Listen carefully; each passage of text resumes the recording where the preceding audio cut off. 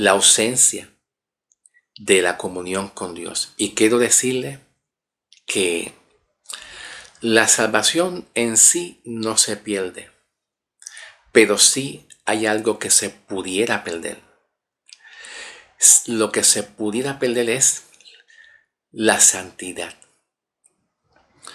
la santificación, la intimidad con Dios, la consagración con Dios, la dedicación que el cristiano le da a Dios y que Dios le pide al cristiano, esa dedicación.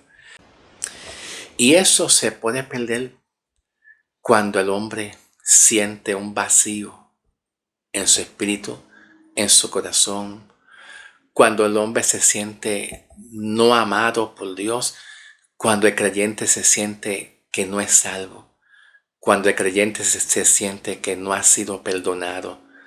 En los momentos de desesperación, cuando el creyente pone más su atención en las cosas más de este mundo, en las cosas de este mundo, en los problemas de este mundo, pues se pierde la consagración, la intimidad con Dios.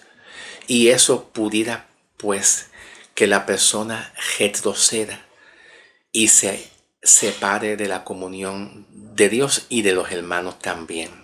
Por lo menos esa es una de las causas. La segunda causa, vamos a ir a la segunda causa, viene siendo el sentimiento de culpa, sentimiento de culpabilidad. De Lucas 5:8. Lucas 5:8 dice: al ver esto, Pedro, el apóstol, cayó en tierra y dijo: Señor, apártate de mí, porque soy un hombre pecador. Cuando una persona habla esas palabras, Señor, apártate de mí porque yo soy un hombre pecador, aquí vemos que Jesús hizo todo lo posible de bendecir a Pedro en la pesca, en una de las pescas que Pedro estaba pescando en el mar. Jesús hizo un milagro. El milagro que Jesús hizo a Pedro es que Jesús le dijo a Pedro: métete más profundo en el mar, métete más profundo. Y Pedro vio un milagro de la multiplicación de peces. La única forma que Dios, por medio de Jesucristo, se gana el favor de los hombres en medio de sus muchas debilidades humanas que tiene el hombre es dando gracia sobre gracia. Una gracia encima de la otra. Más gracia, porque es la forma en la cual el hombre puede responderle a Dios. El hombre no puede responderle cuando hay ira, hay enojo, hay violencia, hay castigo. Cristo decidió Jesús sacar el castigo, el enojo, la confrontación bajo la ley. Cristo decidió sacar su castigo, su enojo, y decidió dar gracia sobre gracia. Porque es la gracia y el amor de Cristo hacia el pecador lo que hace que el pecador abra su corazón, reflexione y pueda entonces postrarse ante Dios. También recordamos algo más, que es el caso de la mujer del perfume del alabastro. En Lucas 7:36 en adelante. Esa mujer estaba completamente, te digo que estaba completamente agradecida. Cuando el hombre está consciente de que Cristo ha hecho algo en su vida, eso lo mantiene firme ante las batallas, ante las pruebas, ante las aflicciones. Sin embargo, Lucas 7:36, Lucas en el versículo 47, estoy en la Biblia, la traducción viviente. la nueva traducción viviente.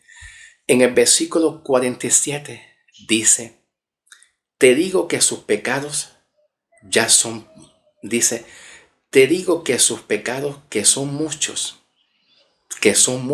han sido perdonados, dice Jesús hacia la mujer. Y Jesús dijo eso para que el fariseo Simón lo escuchara. Luego dice, por eso ella me demostró tanto amor. Dice, por eso es que ella, la mujer, me demostró mucho amor, mucha adoración, porque está consciente de que hay algo que Cristo hizo por ella.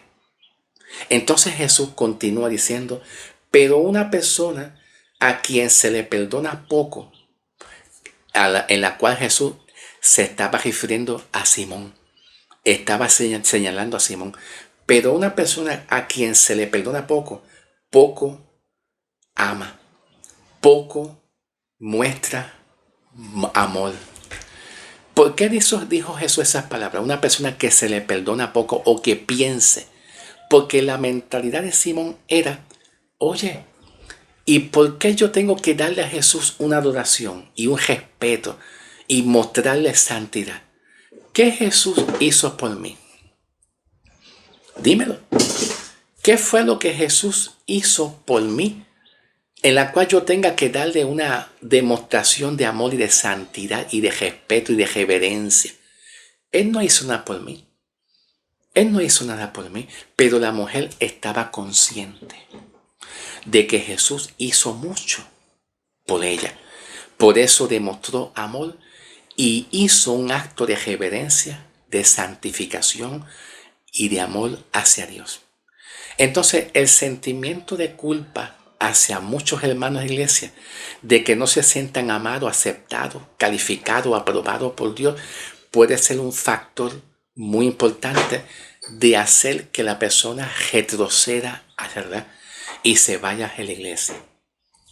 Ok, vamos entonces a ir a Román. ¿Están listos? ¿Están ready? Vamos a ir en el nombre del Señor Jesús. Ok, vamos a ir al libro de Romanos, capítulo Romanos,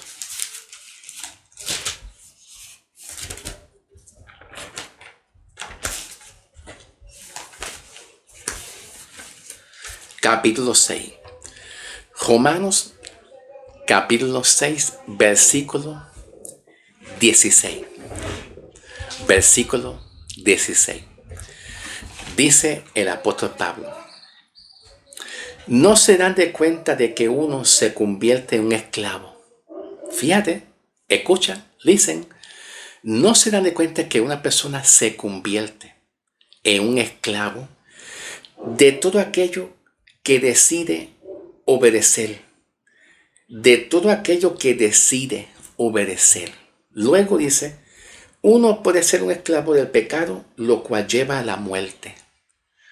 Bueno, aquí muerte es un sustantivo gramaticalmente. Puede ser muerte física, ¿sí? O puede ser muerte espiritual.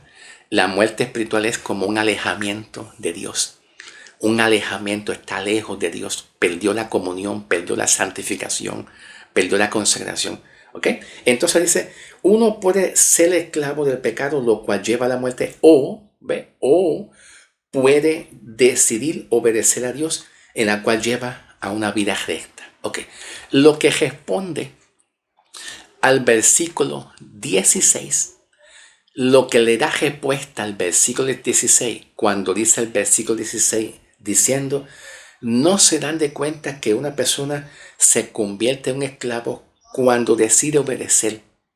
Ok, pero lo que cuando dice decide obedecer, lo que da respuesta a eso es el versículo 17. Vamos a leer el versículo 17, a ver qué, y presten atención, ok, oigan bien. Dice, antes ustedes eran esclavos del pecado, pero gracias a Dios, ahora obedecen de todo corazón las enseñanzas que le hemos dado. Esto significa mucho. Vamos a prestar atención a dos palabritas claves. Dos palabras claves. Número 1, enseñanza. Y número 2, cuando dice obediencia. Cuando Pablo está hablando en el versículo 16, diciendo que decide obedecer, cuando una persona decide obedecer, se puede hacer un esclavo. El contexto de Pablo, donde Pablo está dando más énfasis, no tanto es en algún pecado moral, aunque pudiera ser un pecado moral. Sí, también pudiera ser un pecado moral, pero el contexto donde Pablo quiere dar más énfasis es a la doctrina o a la enseñanza. ¿Ve? Ese es el contexto. El contexto se encuentra en el versículo 17. Y Pablo lo que quiere enseñarnos es que de acuerdo a lo que nosotros recibimos por la enseñanza, si nosotros recibimos un evangelio falso o una doctrina adulterada, una enseñanza adulterada que no está correcta, un mal uso o un mal manejo de una doctrina incorrecta, puede hacernos esclavos, puede esclavizarnos nosotros. ¿Por qué? Porque si un hombre se siente culpable, pecador, por un mal manejo de una doctrina, de una enseñanza, donde la persona se le dice que tú te puedes perder, esa persona es un esclavo y nunca haya liberación en su vida. Nunca puede ser restaurado cuando hay una falsa doctrina. Cuando Pablo habla en el versículo 17, la palabra obediencia, Pablo está diciendo, pero gracias a Dios que ahora ustedes obedecen. Eso significa que ellos aquí había un remanente que antes eran esclavos del pecado por causa de una falsa doctrina, por un falso mensaje que no es el correcto. Pero Pablo está diciendo aquí, gracias a Dios, que obedecieron ahora al mensaje que se le está enseñando. Significa que cuando hay una sana doctrina, cuando hay un sano evangelio correcto, el resultado es obediencia. Cuando hay una sana doctrina, no sé si hubo un apagón, repito de nuevo. Cuando hay una sana doctrina, el resultado es que hay obediencia. Pero donde no hay una sana doctrina, pues entonces el resultado es apostasía. Apostasía, desorden en la iglesia de Dios. No hay obediencia. Por eso es que tú ves muchas iglesias que hay mucha apostasía, mucho desorden y no hay obediencia a la sana doctrina. No hay reverencia. Y eso se debe a la ausencia de una sana doctrina. Por eso es que Pablo dice aquí, antes ustedes eran esclavos del pecado, pero gracias a Dios que obedecen. ¿Por qué obedecen? Pues el contexto nos ayuda a entender por qué han sido entregados. Muchas de estas iglesias han sido entregados, ellos han sido expuestos a una sana doctrina, a un evangelio limpio, correcto, no adulterado. Y a causa de un evangelio correcto, no adulterado, pues entonces el hombre puede obedecer y también puede dar fruto de santificación. Obedecer en la santificación. Te lo voy a demostrar. Mira, más adelante, en el versículo 22, Pablo el apóstol dice, pero ahora quedaron libres del poder del pecado y se han hecho esclavos de Dios.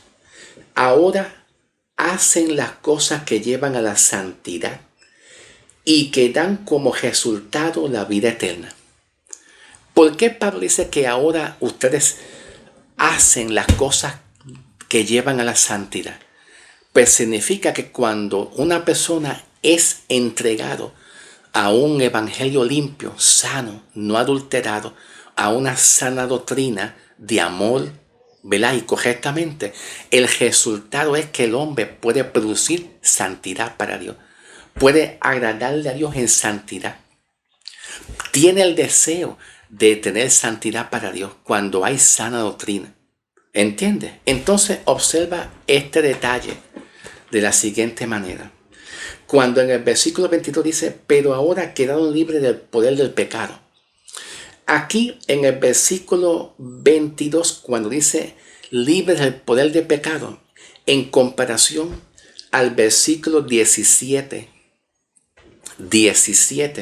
cuando dice, antes ustedes eran esclavos del pecado. Ok, el pecado no necesariamente tiene que ser un pecado moral, como mentir, como robar, como engañar, como adulterar, como fornicar. Pudiera ser también en parte sí. Pero aquí Pablo está enfatizando la palabra pecado como un sustantivo, no como un verbo, no como una acción moral, sino un sustantivo.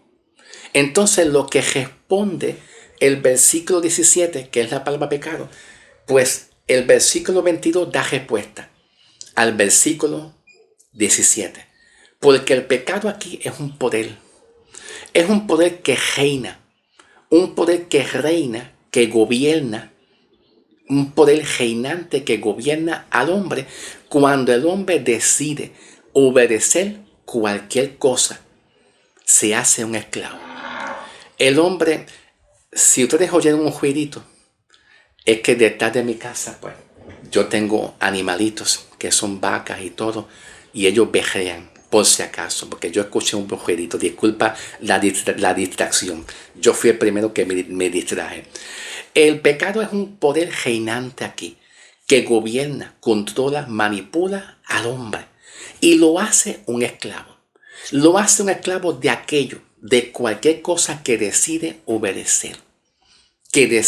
Si una persona decide obedecer una doctrina que no es la correcta, pues está sometido a eso que es falso y tiene que obedecer eso obligatoriamente. Nunca va a hallar paz, nunca va a encontrar tranquilidad, porque dice, hermano, yo tengo que diezmar todo el tiempo. Hermano, yo tengo que ofrendar para que las puertas de los cielos se abran. Hermano, el pastor me jala mucho el dinero. El pastor nos jala mucho el dinero. Hermano, no sé qué hacer. Bueno, Pablo nos dice en Efesios 1:3, por lo menos la Reina Valera 1960, dice Pablo, Dios nos ha bendecido con toda bendición celestial en los lugares celestiales. Tu bendición no comienza en la tierra. Tu bendición comienza en los cielos, allá en los cielos. ¿Por qué? Porque es espiritual. Lo demás es añadidura. Lo demás es añadidura. El dinero es importante, pero es algo que es una añadidura. ¿Ok? Entonces, todo aquello que tú te sujetas en una obediencia, eso te hace un esclavo. Puede ser un pecado moral, como adulterio, fornicación, pornografía, sexo, lo que sea. Yo estoy poniendo un ejemplo. La mentira, el orgullo y todo eso. Cuando no obedecemos eso y estamos sujetos, nos hacemos esclavos. El pecado aquí es un poder que reina, que gobierna. Cuando una persona se sujeta en obediencia a cualquier cosa.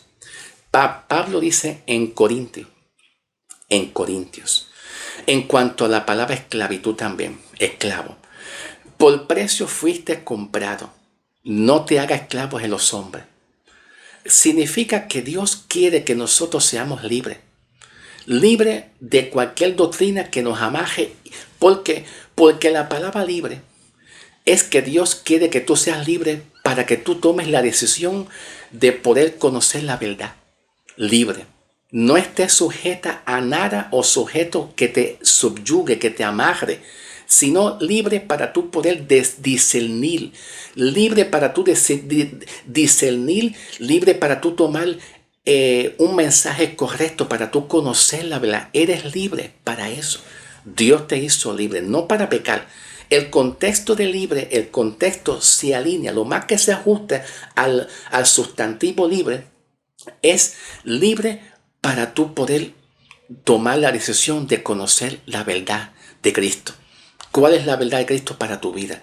Dios quiere que tú seas libre para que tú conozcas la verdad y tus ojos sean abiertos y el velo salga de tu mente, de tu corazón, de tu vida. Que ese velo salga y tú puedas conocer. Dios te hizo libre en el nombre del Señor, ¿ok? Bien, gloria a Dios. Discúlpame un momento, hermano.